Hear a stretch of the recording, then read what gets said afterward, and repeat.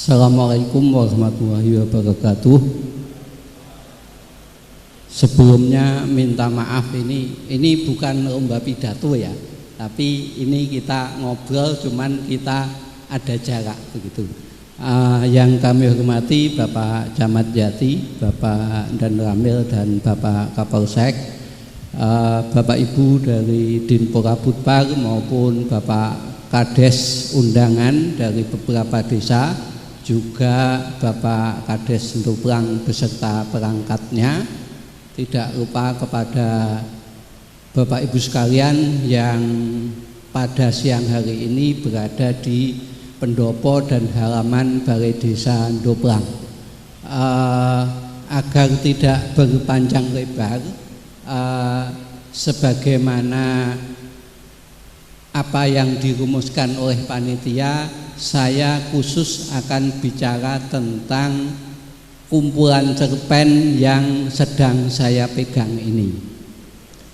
Sebelumnya perlu kami sampaikan bahwa tanpa penjelasan yang panjang lebar, cerpen yang semacam ini yang berisi tentang potensi budaya di sebuah desa tetapi dikemas dalam sebuah buku dalam bentuk antologi cerpen, saya yakin ini satu-satunya di Indonesia. Dan ini menurut saya kesederhanaan yang sangat cerdas. Kenapa saya sebut kesederhanaan? Bahwa banyak desa yang punya potensi-potensi budaya, banyak desa yang sudah mempunyai data-data atau profil kebudayaan di desa masing-masing, tetapi profil desa yang disajikan dalam bentuk biasa-biasa saja seperti dokumen potensi desa, tentu saja akan sulit dibaca oleh mayoritas orang. Tetapi ketika itu disampaikan, ditulis dalam bentuk cerita pendek dan diterbitkan dalam bentuk antologi cerpen, ini tentu saja menurut saya kesederhanaan yang sangat cerdas, dan ini layaknya ditiru oleh desa-desa lain. Dengan membaca ini saja kita sudah tahu banyak tentang Desa Ndoplang. Memang ada perbedaan antara kegiatan kebudayaan, kegiatan seni budaya yang dilakukan oleh pegiat seni budaya dengan kegiatan yang bersifat pengelolaan kebudayaan. Maka dokumen ini, kumpulan cerpen ini adalah hasil dari kerja-kerja tata kelola kebudayaan. Maka yang punya kelompok barongan silahkan melanjutkan barongannya, yang punya kelompok hadroh silahkan melanjutkan hadrohnya, yang mengaktifasi alun-alun dengan segala potensinya silahkan dilanjutkan.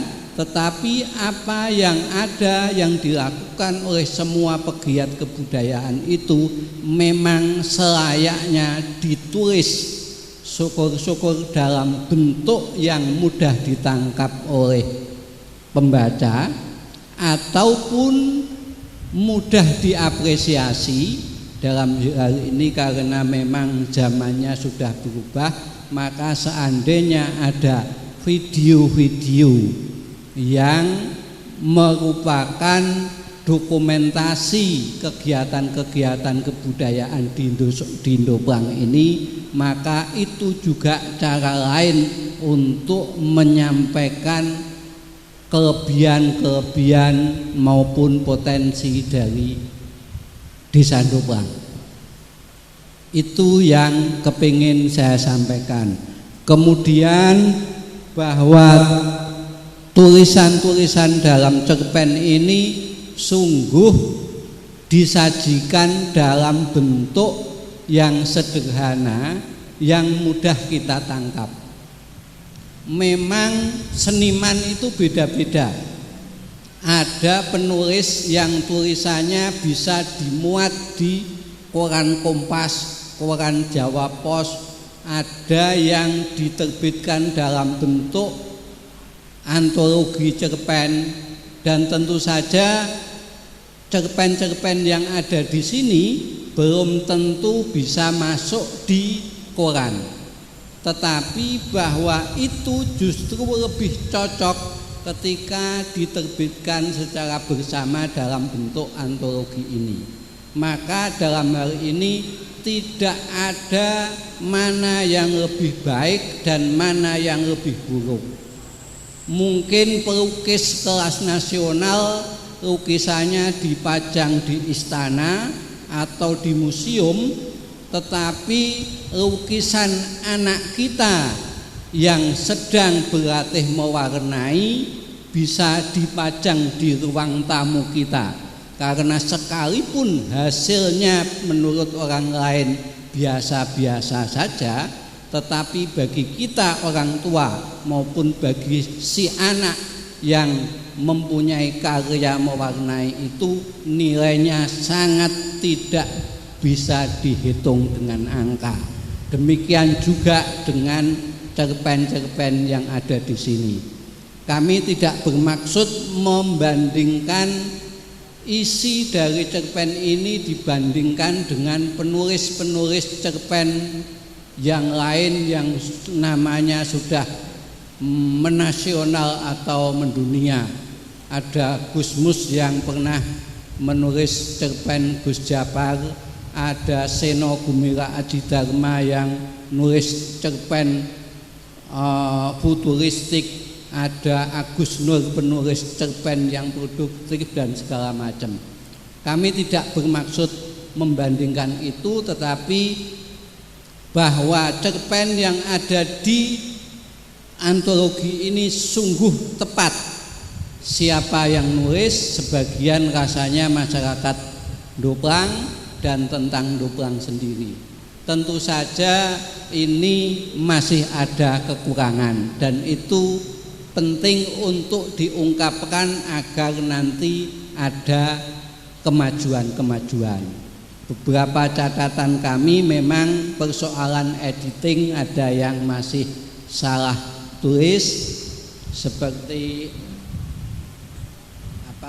FKKD yang ditulis menurut saya editingnya yang tidak tepat.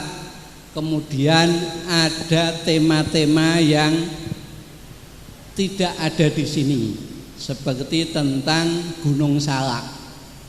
Jadi harapan saya jika nanti ada penerbitan edisi kedua, harapan saya yang tidak terkait dengan Doplang kita sisihkan, yang lain cerpen-cerpen yang mungkin masih akan ditulis yang melengkapi ini dimasukkan.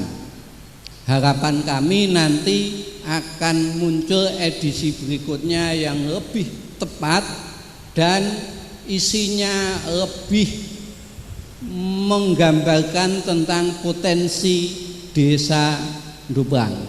Saya selaku Dewan Kebudayaan Kabupaten Blora sangat mengapresiasi ini, dan jika berkenan nanti kami akan ikut berkontribusi untuk mendatangkan editor ataupun siapapun yang nanti menjadikan penerbitan berikutnya lebih baik lagi, termasuk biaya penerbitannya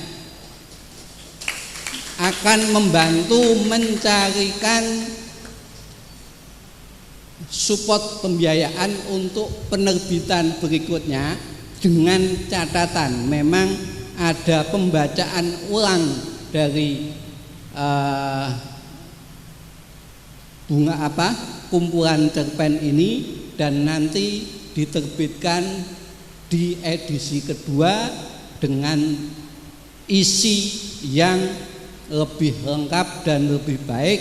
Soal yang lain-lainnya mengenai cover, sambutan dan segala macam tetap seperti ini, tetapi isi mungkin bisa ditambahi. Kalaupun nanti perlu sambutan-sambutan bupati atau segala macam, bisa kita usahakan. Kiranya kami hanya membedah dari sisi itu. Sekali lagi, ini sangat istimewa dan layak menjadi contoh dari bentuk pencatatan potensi kebudayaan desa di seluruh Indonesia. Ya. Kebetulan kami juga berjejaring dengan Dewan-Dewan Kebudayaan dan Kesenian se-Indonesia, dan ini juga saya fotokan kopnya, saya beri narasi sedikit ketika saya lempar di grup. Apresiasinya bagus sekali, dianggap ini satu kecerdasan benar, sekalipun di dalamnya banyak sastrawan, banyak budayawan yang tulisannya pasti lebih bagus-bagus dari tulisan ini. Tetapi berbeda sekali ketika cerpen ini ditulis oleh orang desa Ndoplang, tentang Ndoplang, diterbitkan menjadi sebuah buku yang menggambarkan tentang potensi kebudayaan desa Ndoplang. Ini benar-benar sebuah keistimewaan. Selanjutnya, bahwa kemampuan Pak Kades untuk mengorkestrasi semua potensi desa ini sudah luar biasa. Yang kita tunggu adalah yang muda-muda, yang juga kemampuan public speakingnya bagus, sehingga kalau besok ada acara-acara di Ndoplang, mungkin ada anak-anak muda yang menjelaskan segala sesuatu tentang ini. Guide-nya jangan Pak Kades terus. Guide tentang potensi desa di Desa Ndoplang ini jangan Pak Kades saja. Nanti mungkin Pak Bayan, nanti mungkin Ketua Karang Taruna, nanti mungkin Ketua RT, atau nanti mungkin dibentuk semacam Pok Darwis ataupun Dewan Adat. Jadi yang menjadi guide dari potensi kebudayaan di Ndoplang ini jangan hanya Pak Kades. Kasihan Pak Kades, capek. Harus dibagi sehingga nanti tersosialisasi lebih luas ke wilayah yang lebih luas lagi. Dari kami cukup sekian. Akhir kalam, wassalamualaikum warahmatullahi wabarakatuh. Ya, terima kasih Pak Madun. Ini memang satu harapan sebenarnya ibu-ibu sekalian. Nanti endingnya di pada kesempatan bedah buku ini, kami punya satu harapan. Karena kami Pak Madun, kami punya Dewan Adat. Saya katakan tadi adat itu kan ada sebelum kita ada. Di mana juga ada kebudayaan, ada keroncong, ada kerawitan, ada barungan dan sebagainya sesuatunya. Ini memang kami sekali lagi pada ngacung tiap tahun Pak gantian. Kami tidak bisa memberikan sekaligus dari beberapa. Kami hadroh di sini saja punya 5 Pak hadroh di Desa Ndoplang itu. Jadi belum barungan banyak sekali. Jadi barangkali ini lewat kegiatan semacam ini nanti bisa dijembatani oleh kebudayaan. Kalau ada sesuatu bisa diluncurkan kepada kami dalam rangka membenahi alat atau sarana prasarana yang kurang. Yang terakhir ada pepatah mengatakan dari seorang filosof moyang kita, Aristoteles, banggalah jadi dirimu sendiri, jangan sekali menggagakan orang lain sehingga merendahkan dirimu sendiri.